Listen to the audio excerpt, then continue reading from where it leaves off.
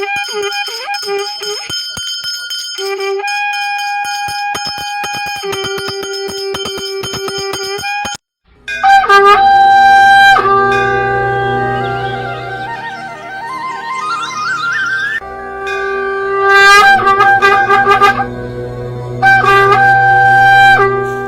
ब्रह्मा वरुणेन्द्र रुद्रमरुतः स्तवन्ति दिव्यैः स्तवैर्वेदैः साङ्गपदकर्मोपनिषदैर्गायन्ति यं सामगा ध्यानावस्थित तद्गतेन मनसा पश्यन्ति यं योगिनो यस्यान्तं न विदुः सुरासुरगणा देवाय तस्मै नमः। श्रीमच्चन्दनचर्चितो ज्वलवपो शुक्लाम्बरा मल्लिका मालालङ्कृतकुण्डला परिविलसन् मुक्तावली शोभिता सर्वज्ञाननिदानपुस्तकधरा रुद्राक्षमालाकरा वाग्देवी वदनाम्बुजे वसतु मे त्रैलोक्यमाताचिरम् मूकं करोति वाचालं पुङ्गुं लङ्घयते गिरिं यत्कृपातमहं वन्दे परमानन्दशङ्करम्। नमो भगवते तस्मै व्यासायामित तेजसे यस्य प्रसादात् भक्ष्यामि महादेव कथामिमाम्।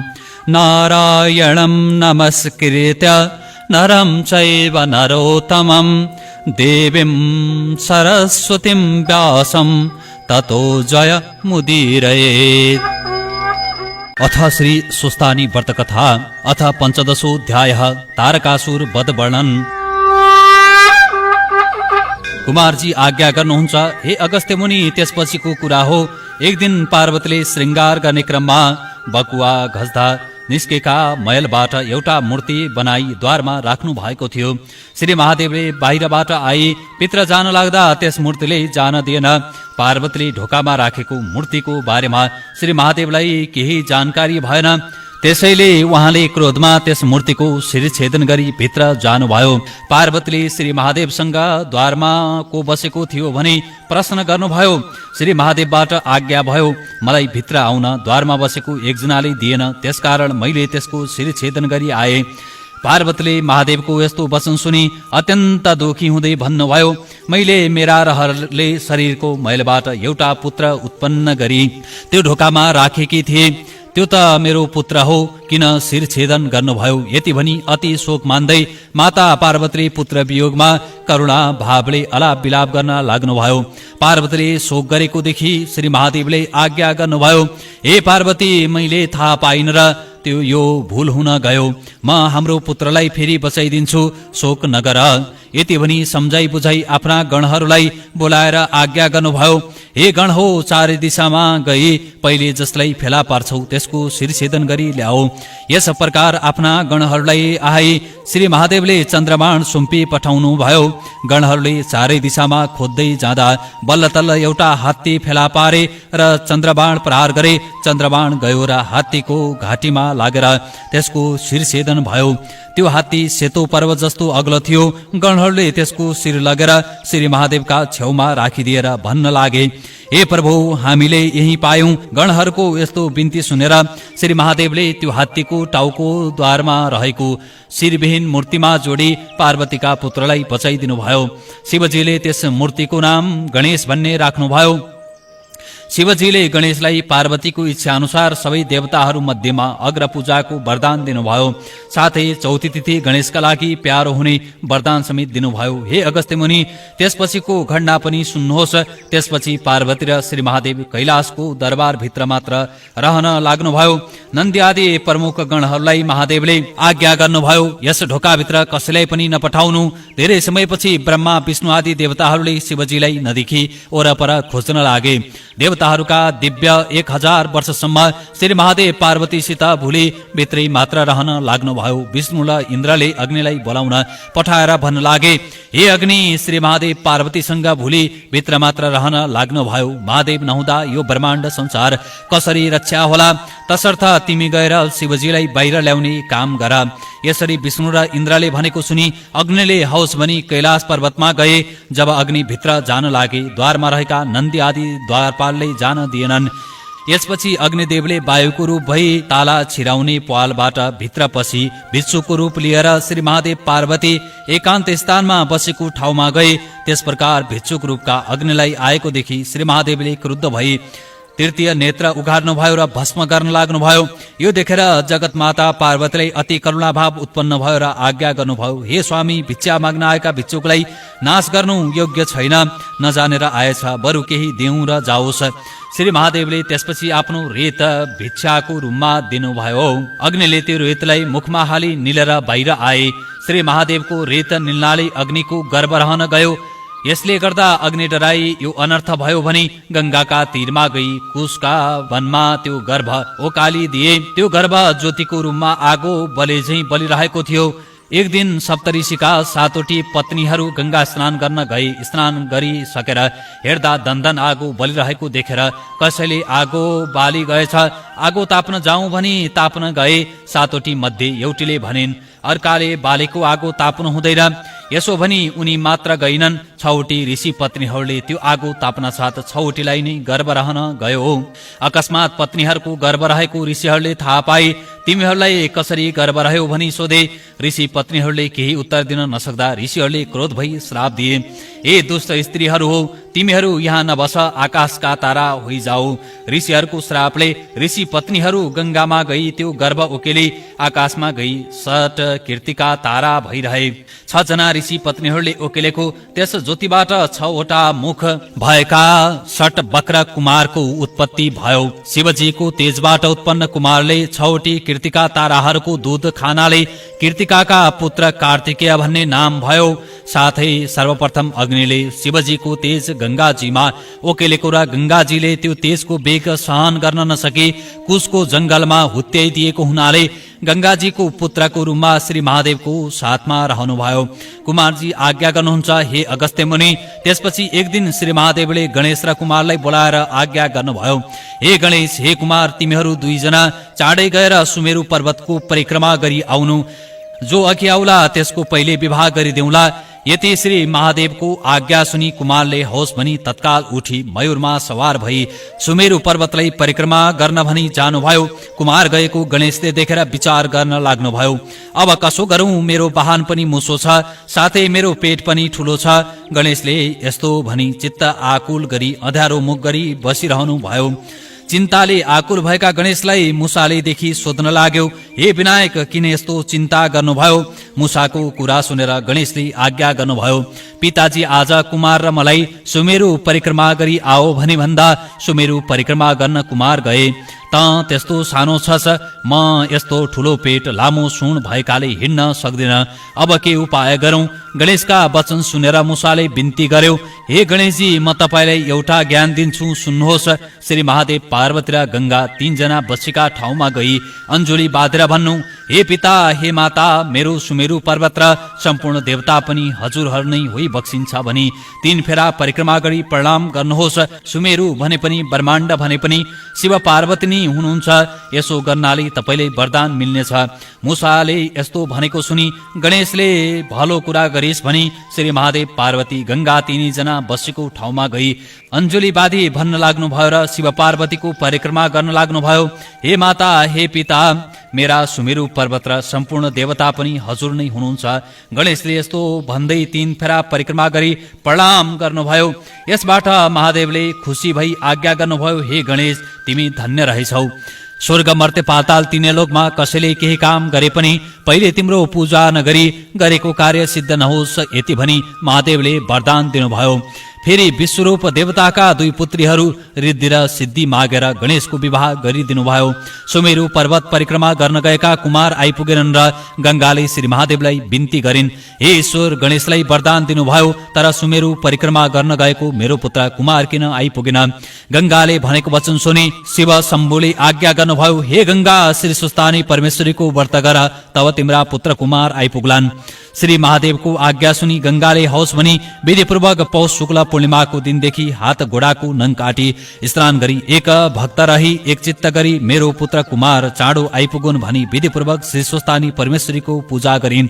श्री सुस्तानी परमेश्वरीको व्रतका प्रभावले जब गंगाजीले व्रतको पारायण गर्न लागेकी थिइन् त्यसै बेला कुमार आइपुग्नु भयो। त्यसपछि गंगाजीले धन्य श्री सुस्तानी परमेश्वरी भन्दै आफ्ना पुत्रलाई प्रसाद र आशिष दिइन्। कुमारले श्री महादेव छेउ गई साष्टाङ्ग प्रणाम गरी भन्नुभयो, हे पिता, म पनि वरदान पाऊँ। श्री महादेवले आज्ञा गर्नुभयो, हे कुमार, स्वर्ग मर्त्य पाताल तीनै लोकमा कसैले केही कार्य गर्दा गणेशको ठेकपछि तुरन्तै तिम्रो पूजा नगरी कार्यसिद्धि नहोस्, यति भनी वरदान दिनुभयो। अगस्त्य र कुमारको संवादको क्रममा यति कुमारले आज्ञा गरेको सुनि अगस्त्य मुनि बिन्ती गर्नुहुन्छ, हे स्कन्द कुमार, तारकासुर दैत्यले कसको तपस्या गरेर वरदान पाए इन्द्रको अमरावती समेत लियो?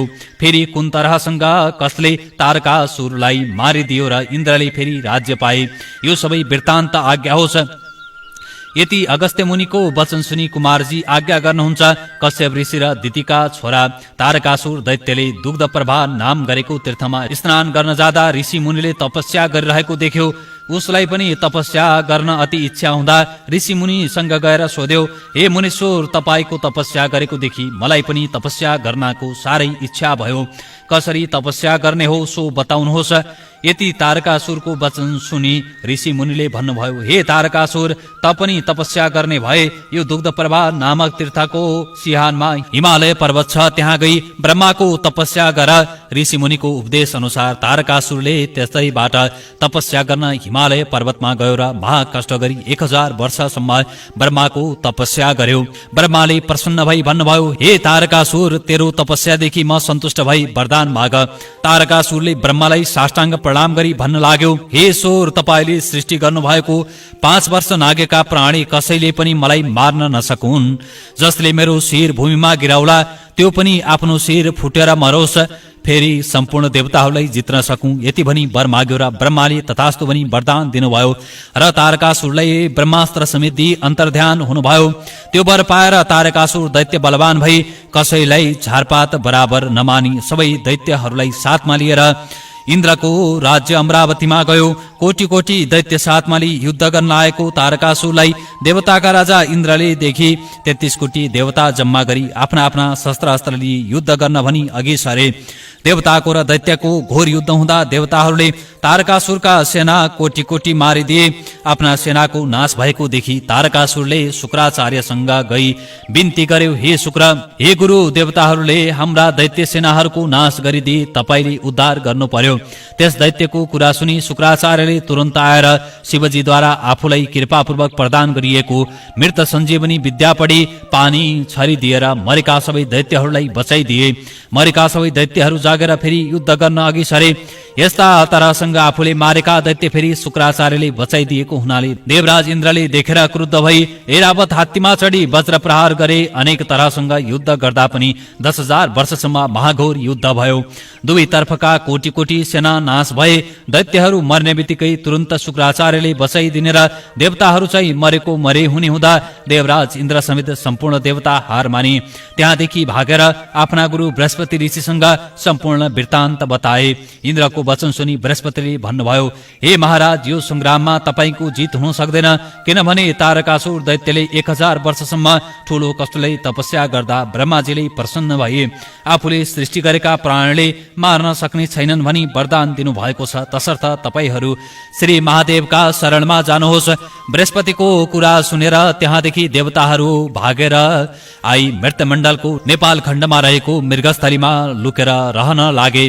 देवताहरू भागेपछि दैत्यराज तारकासुरले स्वर्ग मर्त्य पाताल तीनै लोकको राज्य हातमा पारेर परम आनन्दले रहेकोले देवताका राजा इन्द्रले धेरै समयसम्म मृगस्थलीमा नै लुकिरहे। एक दिन इन्द्रले 33 कोटी देवताहरूलाई बोलाएर भन्न लागे, हे देवता हो, पापिष्ट तारकासुर दैत्यले अमरावतीले हामीलाई दुःख दिएको धेरै समय भयो। अब त्यसको संहार गरी अमरावती फिर्ता लिनु पर्दछ। श्री महादेवका गणेश र कुमार 2 पुत्र भएका छन्। शिवका पुत्रहरूले हाम्रो शत्रु तारकासुरको नाश गरिदिनु हुनेछ। अब श्री महादेव समक्ष बिन्ती गरौं भनी 33 कोटी देवतालाई साथमा लिए श्री महादेवका शरणमा गएर भन्न लागे, हे जगदीश्वर, पापिष्ट तारकासुर दैत्यले अमरावतीमाथि आक्रमण गरी हामीलाई दुःख दिएको धेरै समय भयो। अब त्यसको संहार गरी देवताहरूको उद्धार गर्नुहोस्। इन्द्रादि देवताहरूका यस्ता वचन सुनि श्री शम्भुले आज्ञा गर्नुभयो, हे देवता हो, ब्रह्माजीको वरदान अनुसार तारकासुर दैत्यलाई मैले मार्नु हुँदैन, मेरा पुत्र कुमारले मारिदिनेछन्। सम्पूर्ण देवता यक्ष गन्धर्व आदिको सेनापति कुमारलाई बनाई तारकासुरसँग युद्ध गर्न जाओ। तिमीहरू गएपछि म पनि आउला। शिवजीको आदेशानुसार इन्द्रादि देवताहरूले हौस भने श्री महादेवलाई साष्टाङ्ग प्रणाम गरे। त्यसपछि 33 कोटी देवता यक्ष गन्धर्व भूत पर्वतगण समेत भई कुमारजीलाई सेनापति बनाई तारकासुर दैत्यसँग युद्ध गर्न जान लागे। जब सेनाहरू आफ्ना हतियार सहित युद्धमा हिँड्न लागे त्यतिखेरै पिनाक धनुको तादो काटिएको पाए। त्यसपछि देवताहरू खैला बेला गर्न लागे, यो अनर्थ भयो, हाम्रो सहित बिग्रियो, किनभने पिनाक धनुको तादो काटियो। देवताहरूको खैला बेला सुनेर शिवजीले आज्ञा गर्नुभयो, मैले गणेशलाई अग्र पूजाको वरदान दिएको थिएँ, तर तिमीहरूले गणेशलाई भन्न बिर्सियौ। गणेशले आफ्ना वाहन मुसालाई धनुको तादो काट्न लगाए। आफूलाई नबोलाई देवताहरू गएपछि उतातिर गणेशजीले मुसालाई भन्न लाग्नुभयो, हे मुसा, लौ हेर, मलाई श्री महादेवले वरदान दिनुभएको आज यिनीहरूले अन्यथा गरे, मलाई नबोलाइकन युद्धको निम्ति हिँडे। यति गणेशले भनेको सुनि मुसाले भन्न लाग्यो, हे गणनाथ, अन्यथा गरेको होइन, हजुरलाई भन्न बिर्सेछन्, म गई सम्झाइ आउँछु भनी गएर प्रस्थान गरिराखेको समयमा पिनाक धनुको तादो काटी आयो। इन्द्रादि देवताले पिनाक धनुको तादो काटिएको देखेर श्री महादेव समक्ष बिन्ती गरे। श्री महादेवले गणेशलाई पनि साथै लैजाने आज्ञा दिनुभयो। श्री महादेवले आज्ञा गरेको सुनि इन्द्रादि देवताले गणेशलाई समेत साथमा लिए तारकासुरसँग युद्ध गर्न भनी स्वर्गको अमरावती गए। देवताहरूको र दैत्यको परस्पर युद्ध हुन लाग्यो। तारकासुर दैत्यले कुमारको रथ घचेटी 1 योजन पछि हटायो। त्योदेखि कुमारले क्रुद्ध भई तारकासुर दैत्यको रथ घचेटी 4 योजन पछि हटाउनु भयो। त्यसपछि तारकासुरले क्रुद्ध भई खड्का प्रहार गर्यो। कुमारले आफूमाथि खड्का प्रहार गरेको देखि धनु कानसम्म खैचेर तारकासुरको शिर ताकी चन्द्रबाण प्रहार गर्नुभयो। त्यो चन्द्रबाणले दिनका सूर्य अस्ताई रातका तारा नउदाउँदैमा तारकासुरको शिर छेदन गर्यो। तत्काल श्री महादेव गएर तारकासुरको शिर भुइँमा पर्न नदिए बीचमा नै समातेर लिनुभयो। गिड मात्र भूमिमा पर्यो। तारकासुर मरेकोदेखि दैत्यगणहरू 10 दिशामा भागी आफ्नो आफ्नो प्राणको रक्षा गरे। सम्पूर्ण देवताहरूले धन्य धन्य कुमार भनी कीर्तन गरी कुमारलाई अघि लगाई कैलाश पर्वतमा गए। त्यसपछि इन्द्रले बिन्ती गरे, हे जगदीश्वर, हजुरले कृपा गर्नाले शत्रु संहार गरी आयौं, अब आज्ञा भई अमरावती जानेछौं। इन्द्रको बिन्ती सुनेर श्री महादेवले आज्ञा गर्नुभयो, हे इन्द्र, तिम्रो राज्य अकण्टक होस्। यति भनी महादेवले इन्द्रलाई बिदा दिनुभयो। त्यसपछि इन्द्रले श्री महादेवलाई साष्टाङ्ग दण्डवत गरी 33 कोटी देवताहरूको साथमा अमरावतीमा गई आनन्दले राज्य गर्न लागे। इति श्री स्कन्द महापुराणे माहेश्वर खण्डान्तर्गत केदार खण्डे माघ महात्म्ये कुमार अगस्त्य संवादे श्री स्वस्तानि व्रत कथायां तारकासुरवधो नाम 15दशोऽध्यायः। श्री उमामहेश्वराभ्यां नमः।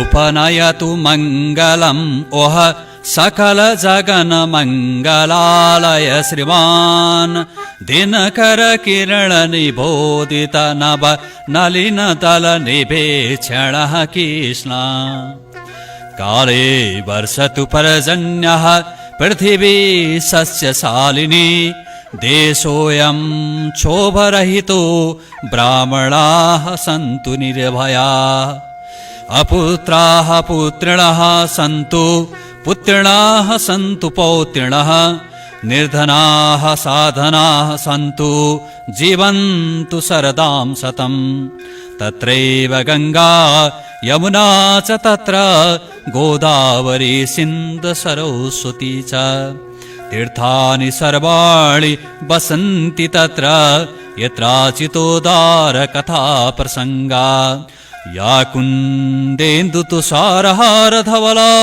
या शुभ्रवस्त्रावृता या वीणा वरदण्डमण्डितकरा या श्वेतपद्मासना या ब्रह्माच्युतशङ्करप्रभृतिभिर्देवैः सदा वन्दिता सा मां पातु सरस्वती भगवती निःशेषजाड्यापहा